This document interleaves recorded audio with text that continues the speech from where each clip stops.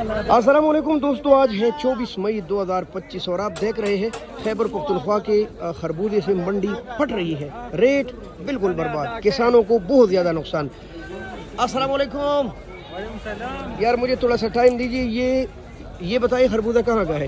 ये खरबूजा सरडीरी 410 सरडीरी, माशाल्लाह जी। ये सफ़ेद भी? ये सफेद इसका अच्छा, ये तो मीठा होता है काफ़ी। इसका वजन और इसका रेट क्या है? इसका रेट है 900 और वजन है 14-15 किलो। 14-15 किलो 900 रुपए का। ये जो खूबसूरत सा नजर आ रहा है, ये क्या है? सरडीरी का तोहफा है। इसका क्या रेट है? इसका रेट है 1300 रुपए सरडीरी के तोहफे। ये वाला क्या है?